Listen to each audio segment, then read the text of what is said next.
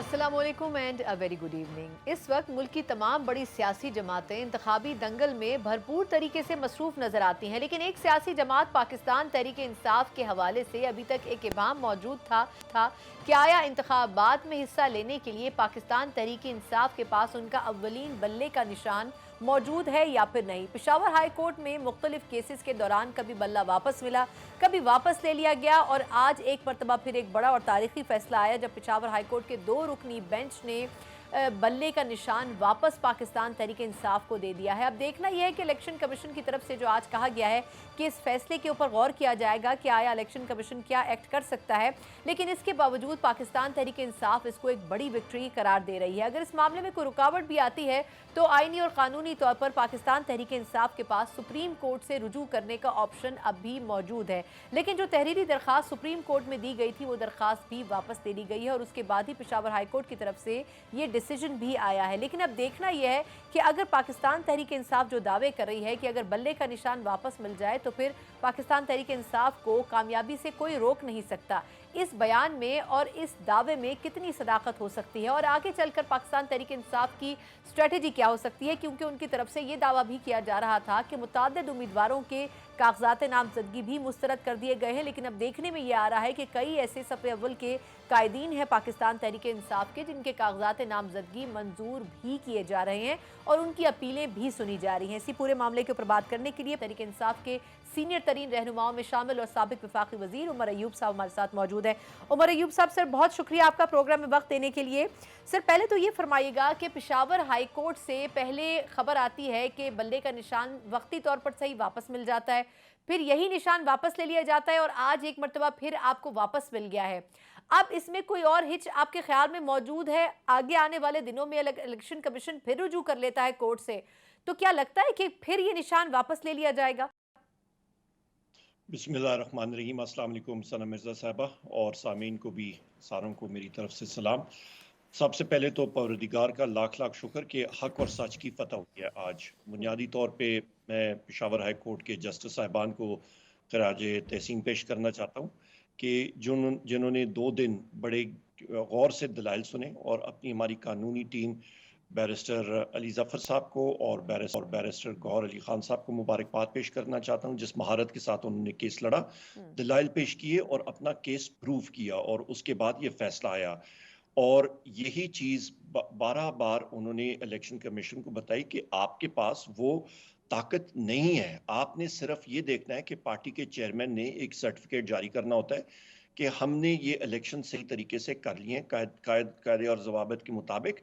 और जिस तरह की बाकी सियासी पार्टियों ने किया है, या तो पाकिस्तान तहरीक इंसाफ ने कोई ऐसी खुदा न खास्ता कोई ऐसी चीज़ की हो तो फिर आप ज़रूर बात करें, पर बाकी पार्टियों का तो मुस्लिम लीग नून को उन्होंने 60 दिन के बाद किया और उनको इलेक्शन कमीशन ने बड़े अदब से उनको गुजारिश की, जी मेहरबानी करके अभी इंट्रा पार्टी इलेक्शन करा दें। हमें तो उन्होंने टाइम भी कम दिया और उसके अंदर अंदर हमें 14 दिन मुश्किल से दिए थे, 14 या 20 दिन, उसके अंदर हमने 7 दिनों में करा दिया। तो और जो तरीक़ेकार था वो साफ शफाफ था, लिहाजा इलेक्शन कमीशन की जो तरीक़ेकार था वो गलत था और उनकी बदनीयती थी वो सामने आई है।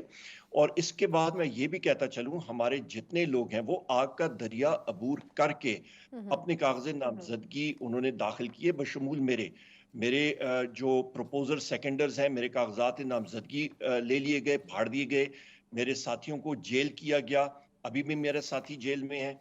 उसके अलावा हमारे मुतअद्दिद साथियों को, परवेज़ इलाही साहब की मिसेस को देखें आप, हमारे मुतअद्दिद साथी हैं, उमर डार साहब को उठा लिया गया, उनकी वालदा के साथ जो सलूक किया गया, शेख इम्तियाज साहब की अहलिया के साथ जो सलूक किया गया, मतलब आप ये देखें कि बैरिस्टर सलमान अकरम राजा साहब जब जा रहे थे उनके सामने मतलब लोग मास्क मतलब पहने हुए आए और कईयों ने मास्क भी नहीं पहने, सिविल कपड़ों में आके कागज छीन रहे, फाड़ रहे हैं। ये कहाँ का इंसाफ है? ये तो निरी बदमाशी जिसको आप कहते हैं, ये तो वो तरीक़ाकार है। उसके बाद हम लोग हाई कोर्ट गए, हाई कोर्ट से हमने एक इंजंक्शंस ली, हाई कोर्ट से हमने तहरीरी फैसले लिए कि हमारे जो प्रपोजर सेकेंडर्स है वो वहां पे जाके रिटर्निंग अफसर के सामने आए।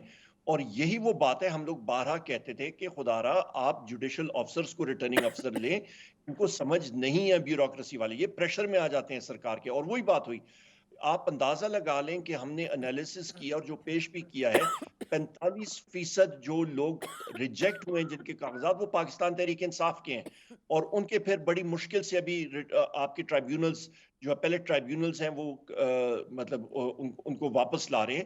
پر یہ الیکشن مہم ہے، بڑی چھوٹی مہم ہے، اور اس پہ ایک ایک دن بڑا قیمتی ہوتا ہے، اور وہاں پہ بھی روڑے اٹکائے جا رہے ہیں. اچھا سیکشن عمر ایوب صاحب سر، 144 مجھے ایک سوال کی اجازت دیں. ایک تو یہ کہ تقریباً یہ کہا جا رہا ہے کہ 76% جن nomination papers P T I کے بینر تلے فائل ہوئے تھے ان لوگوں کے اپروو ہو چکے ہیں. کچھ بڑے نام بھی ہیں، یاسمین راشد صاحبہ ہیں، اسد کیسر صاحب ہیں، ان کے نومینیشن پیپرز بھی، شاندانہ کے، شہریار آفریدی صاحب کے، اس قسم کی شخصیات کے نومینیشن پیپرز ایکسیپٹ بھی ہو رہے ہیں. ایک تو یہ کہ کیا اب امید کی جا سکتی ہے کہ چلیں فرسٹ نہیں تو سیکنڈ ٹیئر کی جو لیڈرشپ ہے پی ٹی آئی کی وہ الیکشن کنٹیسٹ کر سکے گی؟ اور دوسرا یہ بتائے گا کہ الیکشن کمیشن نے جو سیاسی جماعتیں ہیں ان کے انتخابی نشانات کی جو فہرست ہے وہ آر اوز کو ارسال کر دی ہے. اب اس میں نہ پی ٹی آئی کا نام ہے نہ پی ٹی آئی کا بلہ ہے، تو اب کیا اس کو ریوائز کیا جائے گا؟ آپ ٹیکنیکلی اب کس طریقے سے وہ اپ ڈیٹڈ لسٹ کے لیے کنسلٹ کریں گے الیکشن کمیشن سے، یہ ذرا اگر فرما دیجیے گا. جی، سب سے پہلے سوال کا جواب یہ جی کہ جو آپ کہہ رہے ہیں کہ جی ان کے کاغذ نامزدگی یا ایکسیپٹ ہوئے ہیں، تو آپ دیکھیں کہ کتنی تردد کے بعد، کتنے لیگل آرگیومنٹس کے بعد، یہ کوئی چیزیں مفت تھوڑی ہوتی ہیں. اس میں ٹھیک ٹھاک اماؤنٹس لگتی ہیں، آپ نے وکیلوں کو مطلب انگیج کرنا پڑتا ہے. آپ کے پارٹی کے بھی ہمارے الحمدللہ وکیل ہیں، پر پھر بھی آپ کا ٹائم کا ضیاع ہوتا ہے. اس کے بعد ہماری یہ اور کسی پارٹی کے ساتھ نہیں ہوا، صرف پاکستان تحریک انصاف کے ساتھ ہوا. سب سے پہلی بات، ہمارے الحمدللہ 2500 سے زیادہ ہمارے ایپلیکنٹس پاکستان کے چاروں صوبوں میں، سب سے زیادہ کاغذ نامزدگی جس پارٹی نے جمع کرائے وہ پاکستان تحریک بالکل. انصاف ہے. لوگوں کو کوئی چیز نظر آ رہی ہے تو تب کر رہے ہیں نا. یہ باقی جو پارٹیاں ہیں یہ کہاں پہ ہیں ان کے لوگ؟ الحمدللہ، اور میرے رب نے چاہا تو انشاءاللہ تعالی ہم لوگ فیلڈ میں ان کو شکست دیں گے. نہیں لیکن عمر عوام کی ایوب صاحب طاقت. سر، یہ دعویٰ تو ہے، لیکن اب آپ کی ابھی کچھ دن پہلے فنڈ ریزنگ کرنے کی کوشش کی جا رہی تھی پارٹی سطح کے اوپر، اس دن بھی انٹرنیٹ کے مسائل ہوئے، اس سے پہلے کچھ جلسہ کرنے کی کوشش کی گئی یا انٹرنیٹ کے اوپر سپیچ کرنے کی کوشش کی گئی تو اس کو بھی اس دن بھی انٹرنیٹ سروس معطل رہی. اب اس کی وجوہات کچھ بھی بیان کی جا رہی ہوں لیکن ایک مسئلہ تو ہوا. اب یہ بتائے گا کہ آپ لوگ پھر ایکٹیویٹی کیسے کریں گے؟ 15 جنوری سے مسلم لیگ نون میدان میں اتر رہی ہے، جلسے شروع کر رہی ہے. پی ٹی آئی اب کیسے کنٹیسٹ کرے گی؟ اس کی آدھی لیڈرشپ یا تو جیل میں ہے یا غائب ہے، تو آپ لوگ پھر کیمپین کیسے کریں گے؟ پارٹی فنڈنگ آپ کر نہیں پا رہے ہیں تو ایکچولی پھر ریسورسز کیسے استعمال ہوں گی؟ الیکشن کے لیے تو پورے آپ کو اس حساب سے حلقوں میں اور لوگوں میں جانا پڑے گا، وہ آپ کس طرح کریں گے؟ بالکل آپ کی بات درست ہے، اور یہی وجہ ہے کہ ہمارے بانی چیئرمین اور ہمارے وزیراعظم عمران خان صاحب، اور مستقبل کے وزیراعظم کی انشاءاللہ عمران خان صاحب، انہوں نے جو اکانومسٹ میں آرٹیکل بھی لکھا ہے کہ وہ رکاوٹیں ہمارے پاکستان تحریک انصاف کے خلاف لگائی جا رہی ہیں، جلسے نہیں کیے جا رہے. اور جس طرح میں آپ سے بات کر رہا تھا کہ مختلف جگہوں میں ہمارے لوگوں کے خلاف 3 MPOs کی لسٹیں بنائی جا رہی ہیں، ہمارے ساتھیوں کو اٹھا کے اندر کیا جا رہا ہے بغیر کسی اس کے. ڈی سیز کی مرضی ہوتی ہے اندر کر دیں، کیوں؟ کیونکہ آپ کا چہرہ نظر نہیں آیا، آپ کے ماتھے پہ ایک کروٹ آئی تھی، آپ کو اندر کر دیا. اچھا، اس کے بعد ہمارے جو لیڈرشپ ہیں ان کو اجازت نہیں مل رہی بڑے جلسے کرنے کی. تو وہی چیز ہم لوگ بارہا بار لوگوں کو بتا رہے ہیں کہ نان لیول پلینگ فیلڈ ہے، پلینگ فیلڈ لیول نہیں ہے. اور اس کے باوجود عوام پاکستان تحریک انصاف کے ساتھ کھڑی ہے. لیکن کوئی کیسے سروے سر؟ اٹھانے. میرا سوال یہ کہ اب آپ کیمپیننگ کیسے کریں گے، میں یہی پوچھنا چاہ رہی ہوں. انشاءاللہ تعالی ہمارے پاس وہ طریقہ کار ہے، ہم لوگ کیمپین کریں، ہمارے لوگ کر رہے ہیں، اور ہم لوگ ڈور ٹو ڈور جائیں گے. ہماری تنظیمیں مؤثر ہیں، ہماری تنظیمیں گراس روٹس لیول تک ہیں. ہم لوگ فیلڈ نہیں چھوڑنے والے، انشاءاللہ فیلڈ میں ہم لوگ رہیں گے. ہم لوگ ان کو فیلڈ کی مار دیں گے، اور ان کا کوئی یا خیال ہو کہ یہ دھاندلی کریں گے، نہیں کرنے دیں گے. انشاءاللہ ہمارے پاس وہ طریقہ کار، ہم لوگ سارے سیزنڈ لوگ ہیں. اور یہ پاکستان تحریک انصاف ابھی جو نکل کے آئی ہے، یہ وہ کہتے ہیں نا کہ وار ہارڈنڈ ہے، بیٹل ہارڈنڈ ہے. ہم نے بہت ساری مصیبتیں سہی ہیں، کسی پاکستان کی تاریخ کی سیاسی جماعت نے اتنی مصیبتیں اس لیول کی نہیں سہی جو پاکستان تحریک انصاف نے سہی ہیں. پھر بھی الحمدللہ پارٹی جو ہے وہ منظم ہے، پارٹی کھڑی ہے. ایک شخص چاہتا ہے یا خدا نخواستہ میں فیلڈ سے آؤٹ ہوتا ہوں، میری جگہ مجھ سے بہتر لوگ انشاءاللہ تعالیٰ آتے ہیں. خدا نخواستہ ہمارا کوئی قیمتی ساتھی فیلڈ سے آؤٹ ہوتا ہے، بہتر لوگ کھڑے ہیں. کوئی آدمی انڈسپینسیبل نہیں ہے دنیا میں، ہم سے بہتر لوگ وہاں پہ ہیں، اور وہ बेहतर तरीके से इंशाल्लाह इमरान खान साहब का मिशन और मैसेज अवाम तक पहुंचाएंगे। अच्छा उमर अयूब साहब, सर वापस अगर मैं उसी सवाल की तरफ आऊं जो इंतखाबी निशान से मुतालिक है, उसमें उन्होंने कहा तो है कि पेशावर हाई कोर्ट के फैसले को हम देखेंगे और कल इजलास भी तलब किया है। आपके ख्याल में क्या लीगल एस्पेक्ट में आपकी अपने वकला से भी बात हुई होगी? क्या ऐसा हो सकता है कि उस फैसले को बाईपास कर सके इलेक्शन कमीशन और कोई और फैसला दे दे, या उस फैसले को इन एनी केस एक्सेप्ट करना पड़ेगा इलेक्शन कमीशन को, क्योंकि है तो वो बाइख्तियार इदारा? तो क्या डिसीजन को मैटर करना, मतलब डिसीजन मैटर करेगा उनकी नज़र में? देखिए जी, बाइख्तियार इदारा अपनी तरफ है, पर जो आइन और कानून के, या सारी दुनिया, ये पाकिस्तान में हमारे जितने भी लोग हैं सारे ये समझ जाएं कि जी आइन और कानून के अंदर ऑपरेट करना है तो फिर तो ठीक है। या आइन और कानून जिसकी हम लोग मिसालें देख रहे हैं, जो जिसकी मिसालें आपको मैंने बताई हैं कि लोग इन्फोर्स डिसअपियर हो रहे हैं, लोग गायब हो रहे हैं, एकदम ट्विटर पे आ जाता है कोई कोई मतलब न्यूज़ इंटरव्यू करके कहता है कि जी मैं तहरीक इंसाफ का भी रुकन नहीं हूँ, या यही आपने करना है तो फिर तो दूसरी बात है। पर आइन और कानून की पासदारी या करनी है तो हाई कोर्ट का फैसला आ चुका है, उसकी पासदारी करनी होगी। या तो कहें जी हम लोग नहीं, ये फैसला कोर्ट का हम लोग मानेंगे और ये नहीं मानेंगे, तो फिर तो आइन और कानून की तो बात ही नहीं है। फिर तो खत्म कर दें आइन, फिर तो खत्म कर दें, फिर तो एक लिस्ट कर दें, एस्टेब्लिशमेंट डिवीजन कह दे कि जी कि नेशनल असेंबली के इतने अराकीन, यहाँ पे इतने ब्यूरोक्रेट्स ग्रेड 21 या 22 की आज से यहाँ पे पोस्टिंग होगी और ये एमएनए का काम करेंगे, बात खत्म हो गई। सूबाई असेंबली में कहें कि जी आपके ग्रेड 20 के ब्यूरोक्रेट जो हैं वो मेंबर सूबाई असेंबली होंगे, खत्म करने आपका तकरीबन 42-45 अरब रुपए का खर्चा आप ये कर रहे हैं, फिर आप ये ड्रामा क्यों रचा रहे हैं? आप फिर लेवल प्लेइंग फील्ड दें और अवाम की उमंगों पे पूरा उतरें।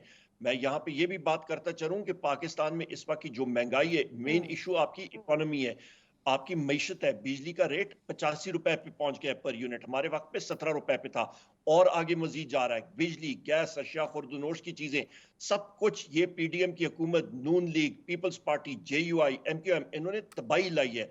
लोग इनके लिए ताक में बैठे हैं, इसलिए ये फील्ड नहीं पकड़ रहे हैं। मुझे बता दें कौन सी पार्टी ने ज्यादा जलसे किए हैं, क्या किया इनको? ये फील्ड में जाते हैं लोग, आके से इनको पढ़ते हैं, लोग इनको मतलब मुंह पे कहते हैं, ये नहीं मानते हैं आप लोगों को, क्योंकि इन्होंने लोगों की जिंदगी जो है वो जीरन की हुई है और इसीलिए भागते फिर रहे हैं। इसीलिए ये लोग जो है सेनेट में रेजोल्यूशंस पेश कर रहे हैं जिसकी हमने सख्ती से मुजामत की है और उसको हम लोग रिजेक्ट करते हैं। इलेक्शन होगा इंशाल्लाह ताला पाकिस्तान में 8 फरवरी को होगा, लेवल प्लेइंग फील्ड होनी चाहिए, साफ शफाफ इलेक्शन होना चाहिए और उस पे मैं यहीं पे आज का टाइम और दिन आप याद रख लें, पाकिस्तान तहरीक इंसाफ 3/4 अक्सरियत के साथ इंशाल्लाह ताला इससे ज्यादा स्वीप करेगी। सर बहुत बड़ा दावा ही है, लेकिन चलिए हर पार्टी की एक्सपेक्टेशन होती है। अगर बिल्कुल। तो मुनसिफाना और ट्रांसपेरेंट हुए, जो मेरा ख्याल है पाकिस्तान की तारीख में कभी भी हमने ऐसे इलेक्शन नहीं देखे जो ट्रांसपेरेंट हुए हों, लेकिन चलिए उम्मीद ज़रूर की जा सकती है। अच्छा एक अहम चीज़ और भी, वो ये कि जो बानी चेयरमैन है पाकिस्तान तहरीक इंसाफ के, उनके ऊपर एक रोज़ पहले तोशाखाना केस में फ़र्द जुर्म आयद हो गई, उनकी अहलिया पर हो गई।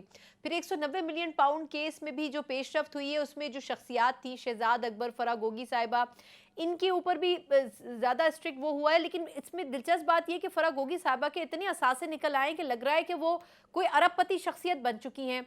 तो अब क्या कहा जाए, क्या उनके हवाले से कोई थॉरो इन्वेस्टिगेशन होनी चाहिए? क्योंकि वो पैसा तो उनकी एसेट्स में आ रहा है ना, वो खान साहब के एसेट्स में तो नहीं आ रहा। तो अब क्या उस तमाम चीज़ों से सरफे नसर पीटीआई कर सकती है? इस पे भी तो सवाल करेगी ना आवाम।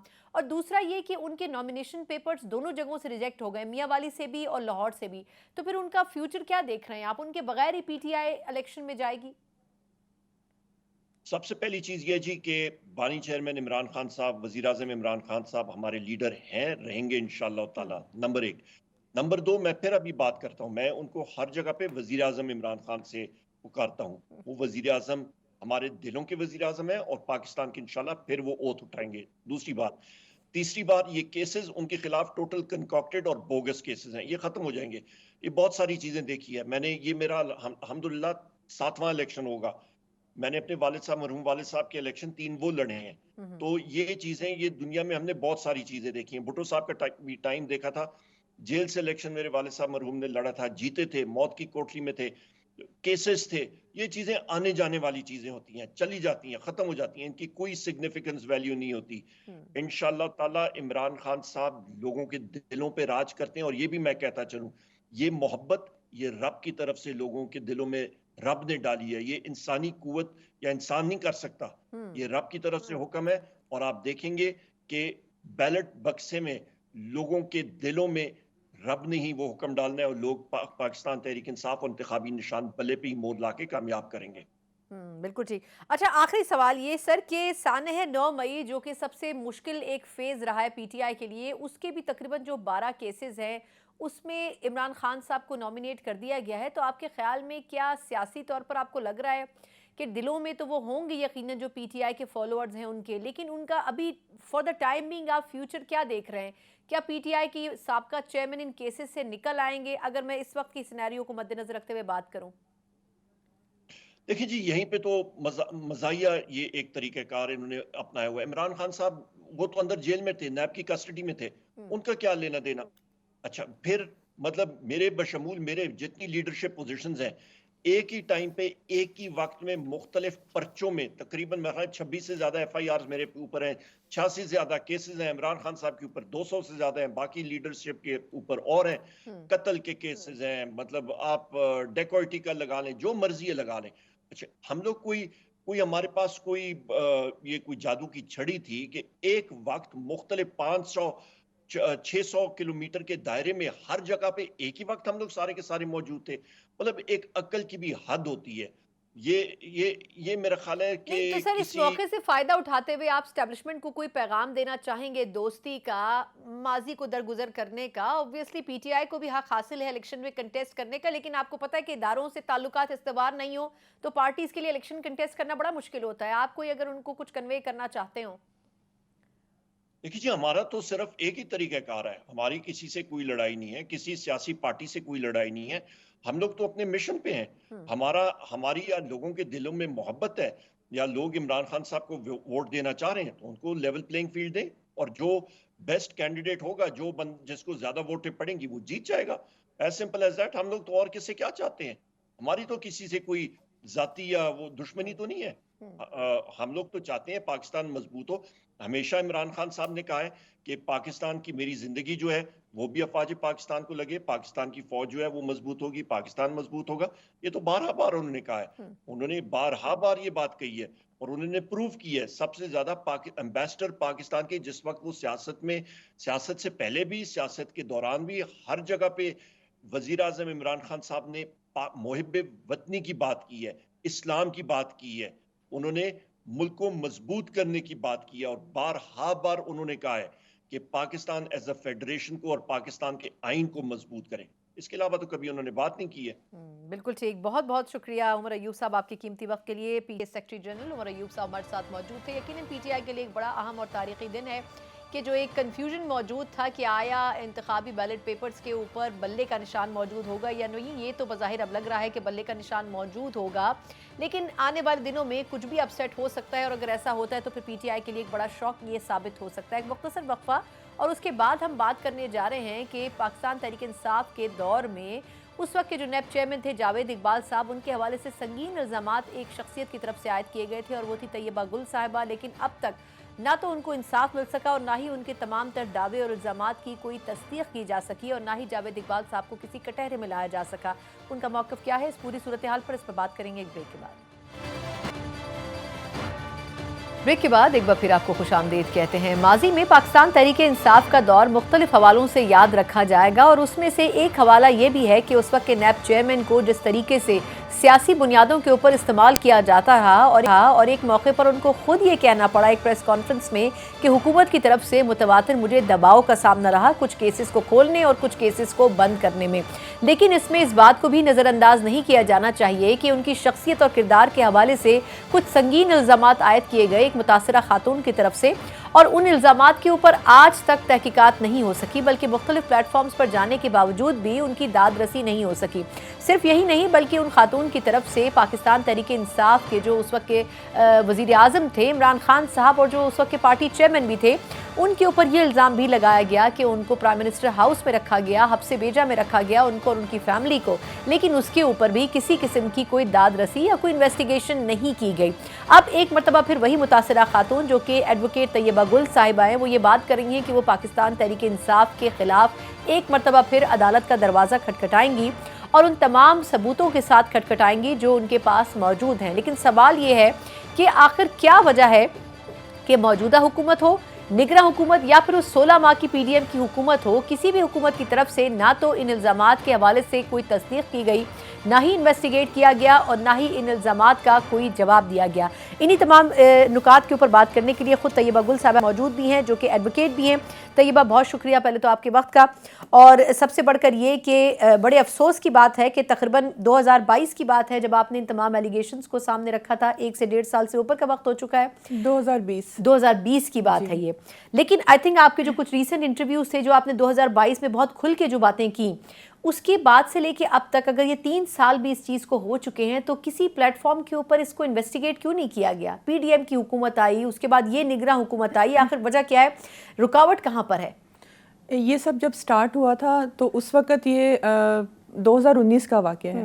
मतलब हुआ ही 2019-20 में था, लेकिन आपने इसको डिस्क्लोज 22 में किया। जी, 2020 में ये डिस्क्लोज हो गया था। ठीक। क्योंकि वहाँ पे मैंने सिटीज़न पोर्टल पे कंप्लेंट कर दी थी और वहाँ से ये सारा सिलसिला स्टार्ट हुआ। इन्होंने वहाँ से वीडियोस मेरे से ली और सारा जैसे आगे सिलसिला स्टार्ट होता रहा। लेकिन उसके बाद मैं जिस भी फोरम पे गई, इतनी सख्ती के बावजूद मुझे रोका गया। हर जगह पे मुझे हर्डल्स का सामना रहा और मेरे लॉयर्स भी मुझे छोड़ गए। बहुत सारे मेरे रिलेटिव्स, मतलब एक मेरे हस्बैंड मेरे साथ खड़े रहे और अब तक खड़े हैं। उसके बावजूद मैं लड़ती रही और मैंने खुद उस ड्यूरिंग में अपना लॉ कंप्लीट किया और अभी तक जो है वो मैं खुद लड़ रही हूँ। और मैं जिस भी फोरम पे गई हूँ वहाँ से वो लोग भाग गए हैं क्योंकि उनके पास जवाब नहीं है और जो है सच है मेरे सारे इल्ज़ामात जिसको वो फेस नहीं कर सकते हैं। और वहाँ पे हर अदालत में जाते हैं, वहाँ से स्टे ले लेते हैं। इस्लामाबाद हाई कोर्ट से स्टे चल रहे हैं। किसकी बात करेंगे? जो पाकिस्तान तहरीक इंसाफ के लोग हैं। पाकिस्तान तहरीक इंसाफ ने भी स्टे लिया हुआ। जो ह्यूमन राइट्स कमीशन मेरे पे बना था मेरे केस पे, उस पे उन्होंने लाहौर हाई कोर्ट से जाके, उनकी ज़ैनब उमैर MP हैं, उन्होंने उसमें स्टे लिया। जावेद इकबाल ने लिया और DG नैब लाहौर ने। तो उनके स्टेज वहाँ से भी चल रहे हैं। 4 से 5 स्टे वहाँ चल रहे हैं और इस्लामाबाद हाई कोर्ट में चल रहे हैं। अच्छा, आपने कहा कि आपका जो केस था उसको पोलिटिसाइज कर दिया गया और वो तमाम चीज़ों को जो आपने प्रोवाइड की उसको बेसिकली पाकिस्तान तहरीक इंसाफ ने इस्तेमाल किया उस वक्त के नैब चेयरमैन को प्रेशराइज करने के लिए। तो आपने खुद जब उनसे बातचीत की, आज़म खान साहब उस वक्त प्रिंसिपल सेक्रेटरी थे, बाकी लोग जो आपके साथ उस वक्त बातचीत कर रहे थे, तो किसी स्टेज के ऊपर आपको महसूस नहीं हुआ कि ये आपके सबूतों को इस्तेमाल कर रहे हैं? 1.5 महीने तक आपको उन्होंने वहाँ रखा, तो उस दौरान आपको कभी महसूस नहीं हुआ कि आपके साथ हो क्या रहा है एग्जैक्टली? क्योंकि बहुत अर्ली स्टेज थी। मैं इतना ज़्यादा फील्ड में नहीं थी। लॉयर भी मैं कम्प्लीटली बनी नहीं थी उस वक्त, तो मुझे इन चीज़ों का पता नहीं था। फर्स्ट टाइम इतनी सारी चीज़ों का सामना करना पड़ रहा था। वो कहते हैं कि धक्के खा के बंदे को समझ आती है, तो मुझे बहुत बाद में समझ आई। लेकिन उस वक्त जब मुझे पता चलना शुरू हुआ और मैं सामने आना शुरू हुई तब मेरी आवाज़ दबाई गई। आप देखें कि जब PTI का दौर था उसमें हर चैनल पे मेरे आने पे पाबंदी थी। तमाम चैनल्स मेरे अगेंस्ट बोलते थे, उनको जो लिख के दिया जाता था भिजवाया जाता था उसी पे चलते थे। मेरे खिलाफ प्रेस कॉन्फ्रेंसेस की PTI के जितने MNAs थे, उनके मेंबर्स थे, जो उनके मिनिस्टर्स थे, उन्होंने, जिसमें कुछ हकीकत नहीं थी, जो कि सामने आई भी। मेरे पे इन्होंने झूठा केस बनाया। उस दिन बहुत बड़ी प्रेस कॉन्फ्रेंस इन्होंने की कि बहुत बड़ा ग्रोह पकड़ा गया। ग्रोह में कौन था? सिर्फ मैं और मेरे हस्बैंड। और रेफरेंस उन्होंने बनाया सिर्फ 2 करोड़ का, और वो भी पता नहीं कहाँ से उन्होंने कोशिश करके अकाउंट्स में वो मैनेज करने की कोशिश की। तो आप यहाँ से अंदाज़ा लगाएं कि किस तरह से उन्होंने पूरी मशीनरी मेरे अगेंस्ट उन्होंने इस्तेमाल की PTI ने, सिर्फ इसलिए कि मैंने जो उनको सबूत दिए थे उनको वो इस्तेमाल कर सके मेरे अगेंस्ट और अपने फ़ायदे के लिए। और उन्होंने किया। आपको लाइफ थ्रेट्स भी थे आपको उस ज़माने में? बिल्कुल लाइफ थ्रेट्स हैं जी, अभी भी हैं। मुझे उन्होंने ये कहा कि आप बाहर नहीं जा सकती हैं, जब मुझे उन्होंने PM हाउस में रखा, क्योंकि आपको लाइफ थ्रेट्स हैं। आपको कोई भी, आप रोड क्रॉस कर रही हैं, आपको कोई गाड़ी मार के जा सकती है, आपको कोई घर पे हमला हो सकता है, तो आपको इसलिए यहाँ रखा गया है। हमारे मना करने के बावजूद और हमारी मर्जी के खिलाफ वहाँ पे रखा गया। मैं हब से भेजा इसलिए कहती हूँ कि आप अगर किसी को 10 मिनट के लिए भी बिठाते हैं ज़बरदस्ती, तो हब से भेजा में आता है और हमें 1.5 माह वहाँ पे रखा गया। तो आपसे उस वक्त कम्युनिकेट कौन करता था? मतलब आपसे, आप जहाँ रह रही थी, क्योंकि जब उनसे बात की गई उस ज़माने में तो फवाद चौधरी साहब ने कहा कि जी 75 सेकंड भी कोई अगर आ जाए तो उसका भी रिकॉर्ड होता है और सब रिकॉर्ड वहाँ पर मौजूद है, सो एंड सो। तो एक्चुअली वहाँ पर आपसे कम्युनिकेट कौन करता था और वहाँ PM हाउस के किस हिस्से में आपको रखा गया था?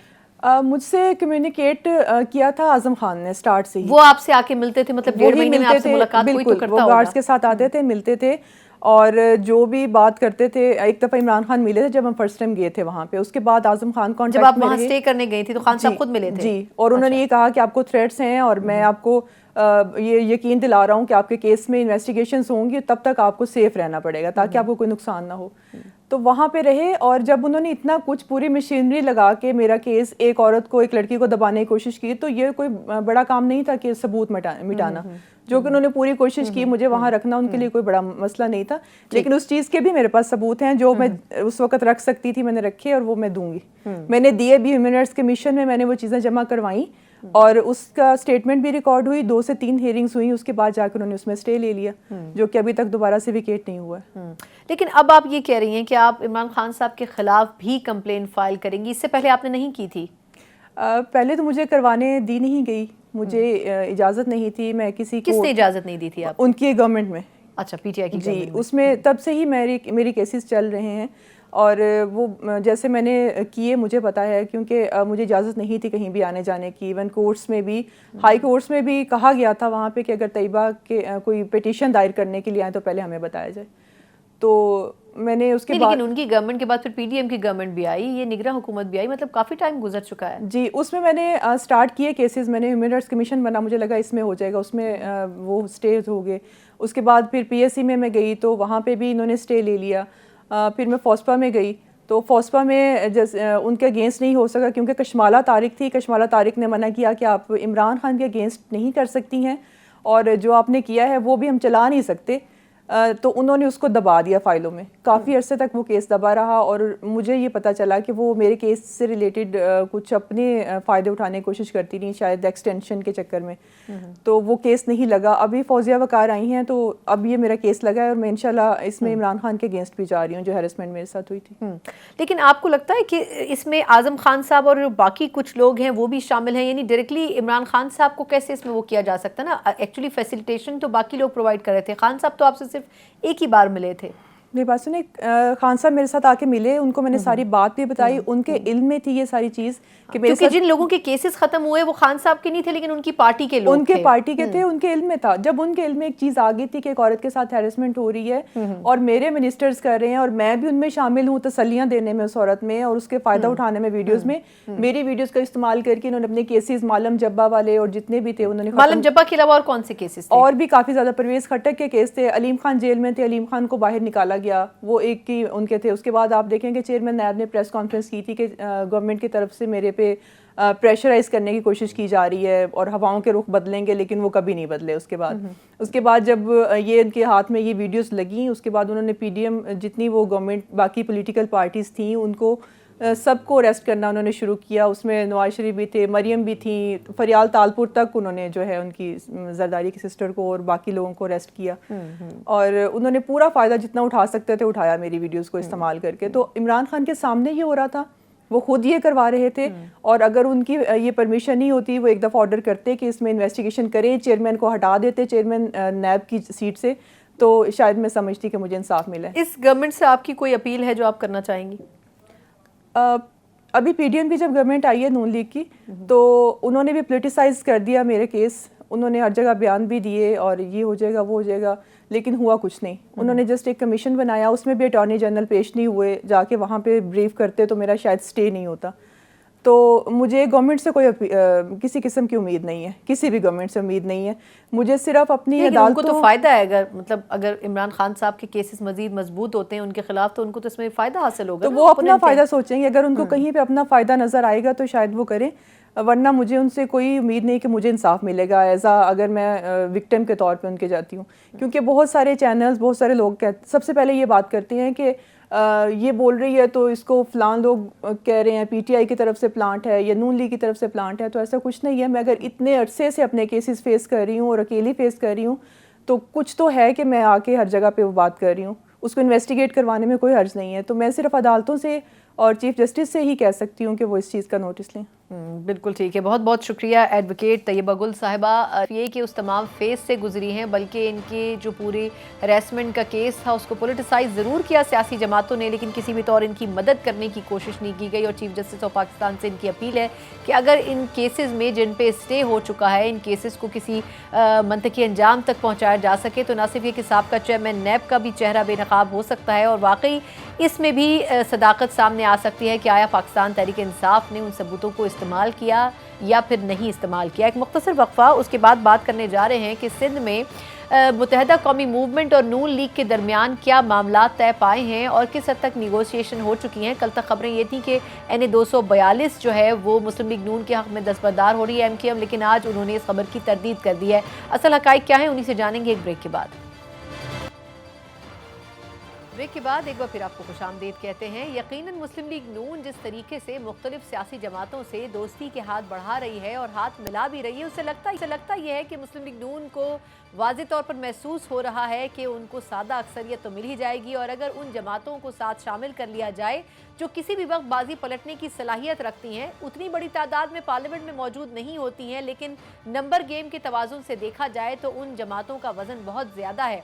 तो मेरा ख्याल है कि इसमें दो राय नहीं होंगी कि चाहे मुत्तहदा कौमी मूवमेंट हो, चाहे इस्तेहकाम पाकिस्तान पार्टी हो या फिर मुस्लिम लीग काफ हो, तमाम की तमाम जमातें और उनकी नशिस्तें बड़ी अहमियत रखती हैं। और शायद यही वजह है कि मुस्लिम लीग नून की क़यादत अब मुत्तहदा कौमी मूवमेंट के दरवाजे पे पिछले 2 रोज़ से मौजूद थी ताकि बातचीत तय पा जाए, लेकिन इस सारे अमल में एक बड़ा कन्फ्यूजन पैदा हो गया। कल तक खबरें ये थी कि NA 242 के हक़ में शहबाज शरीफ साहब जहां से अपने कागजात नामजदगी जमा करवा चुके हैं, मुत्तहदा कौमी मूवमेंट दस्तबरदार हो जाएगी, मुस्तफ़ा कमाल साहब की नशिस्त की कुर्बानी दे दी जाएगी, लेकिन आज इन खबरों को रद्द कर दिया गया। क्या मामलात अभी भी किसी डेडलॉक का शिकार हैं या फिर तय पा चुके हैं, ये हम जानेंगे। मुत्तहदा कौमी मूवमेंट के सीनियर रहनुमा और रुकन कमेटी रेहान हाशमी साहब हमारे साथ मौजूद है। रेहान साहब, thank you so much sir for joining. Sir, पहले तो ये बताइएगा कि बातचीत अभी भी चल रही है मुस्लिम लीग नून के साथ, ख़त्म हो चुकी है, क्या कोई अंडरस्टैंडिंग हुई है? कोई क्लैरिटी नहीं है। कल NA 242 के बारे में खबर आई कि आप लोग दस्तबरदार हो रहे हैं, आज MQM ने उसको डिनाई कर दिया, तो एक्चुअली हो क्या रहा है वहां पर कराची में दोनों पार्टीज के दरमियान? बिस्मिल्लाहिर्रहमानिर्रहीम। देखिए, पहली चीज तो ये कि MQM पाकिस्तान का मुस्लिम लीग नून के साथ मुफाहमती अमल उसको तक़वियत उस वक्त मिली जब कराची के हवाले से बिलखसूस रीसेंसस की बात मुकम्मल की गई, और उस रीसेंसस के नतीजे में 75 लाख नफूस का MQM ने इजाफा करवाया, जिसकी वजह से 1 NA और 3 PS का इजाफा हुआ। अच्छा, इस तक़वियत को मिलने के बाद MQM पाकिस्तान ने आईनी तरामीम मुस्लिम लीग नून के पास और दीगर पॉलिटिकल पार्टीज के साथ भी डिलैबरेशन की, जिसमें मुस्लिम लीग नून ने लब्बैक कहा और इस बात को रियलाइज किया कि अगर आप डेवोल्यूशन ऑफ पावर की तरफ आते हैं, आप लोकल गवर्नमेंट्स की पावरमेंट की तरफ आते हैं, और आप प्रोविंशियल फाइनेंस कमीशन को मशरूत करते हैं कि कोई सूबा इस्तेहसाल ना करे किसी भी इलाके का और पूरे पाकिस्तान में नाफिजुल अमल हो, तो इस पर भी मुस्लिम लीग नून के साथ हमारा अच्छा एक कोलैबोरेशन बना। और इस बात पे तजदीद हुई कि अगर ये नुकात लेकर चलेंगे तो मुस्लिम लीग नून जो है वो आगे चलकर अगर हुकूमत बनाती है तो MQM पाकिस्तान उसका साथ देगी।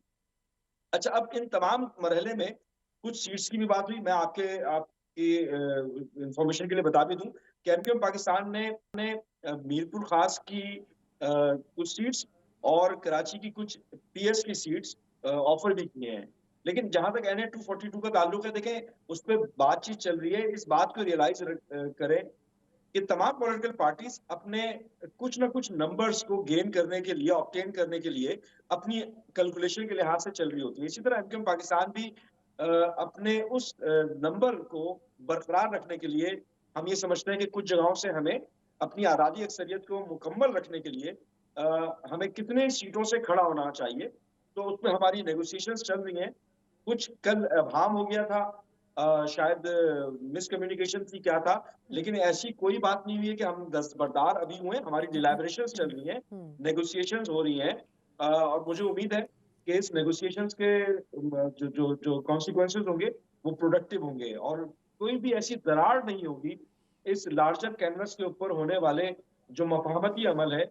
इसमें मेरा नहीं ख्याल कि किसी किस्म की दरार हो जाएगी। अच्छा रेहान, ये बताएगा कि अब सीटों के ऊपर बातचीत हो रही है, आपने कहा अभी भी चल रही है बातचीत, लेकिन अभी कुछ हतमी नहीं है, लेकिन इसके गेन में क्या मुत्तहदा कौमी मूवमेंट लेगी? क्योंकि आप पंजाब में तो सीटें नहीं चाहेंगे, जाहिर सी बात है, तो अगर आप कहीं ना कहीं सीट एडजस्टमेंट करते हैं तो उसके जवाब में मुस्लिम लीग नून क्या ऑफर कर रही है आप लोगों को?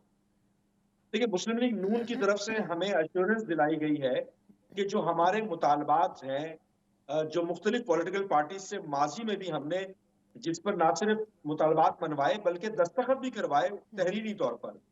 अच्छा, अब बदकिस्मती क्या रही कि खास तौर पर ये मुतालबात, इनका दायरा इख्तियार 18वीं तरमीम का होता है और ये ज़्यादातर प्रोविंशियल डोमेन की चीज़ें हैं, जिसमें सिंध गवर्नमेंट की तरफ से, पीपल्स पार्टी की तरफ से تحریری معاہدے پہ دستخط کرنے کے باوجود بھی عمل درآمد نہیں کروایا گیا، جس میں بالخصوص کوٹا سسٹم کے معاملات ہیں، یونیورسٹیز کا قیام ہے اربن ایریاز میں، اور تقریباً 8-10 سالوں سے Sindh government Peoples Party urban areas کو پروونشل فائنانس کمیشن کی رقم نہیں دے رہی. اس کی وجہ سے ہونے والے مسائل ہیں. آرٹیکل 140A کا اطلاق ہے جس میں لوکل سطح کے اوپر، نچلی سطح کے اوپر اختیارات کی منتقلی ہے، اور کسی بھی صوبے کا اپنے ہاتھ میں مرکوز رکھنا اس کی ممانعت ہوگی. اچھا، ہمارے پاس سولوشن یہ تھا کہ پیپلز پارٹی سے ہم نا امید تھے اور انہوں نے معاہدہ کرنے کے باوجود بھی اس کے اوپر عمل درآمد نہیں کیا، تو آپشن یہ بن رہا تھا کہ مسلم لیگ نون سے جب نیگوسیشن ہوئی تو انہوں نے اس کی حامی بھری. اور میں سمجھتا ہوں کہ پاکستان کی وہ تمام پولیٹیکل پارٹیز جو روٹ لیول ڈیموکریسی چاہتی ہیں، جو جمہور کی بات کرتی ہیں، جو اختیارات کی منتقلی کی بات کرتی ہیں، لوگوں کو فیضیاب کرنے کی بات کرتی ہیں، پارلیمنٹیرینز کے ہاتھ سے ڈیولپمنٹ کا کام نکال کر لوکل باڈیز کے ہاتھ میں دینے کی بات کرتی ہیں، وہ تمام پولیٹیکل پارٹیز اس بات کو آپٹ کریں گی. مسلم لیگ نون کے ساتھ ہماری بات ہوئی، انہوں نے حامی بھری، اور اسی بنیاد کے اوپر ہمارا معاہدہ ہوا کہ جناب ایک کنسنسس ڈیولپ ہوا، جس میں نہ تو وزارت کی بات ہوئی نہ کسی منسٹری کی بات ہوئی، صرف اور صرف آئینی ترامیم کے اوپر مفاہمت ہوئی ہے ہماری.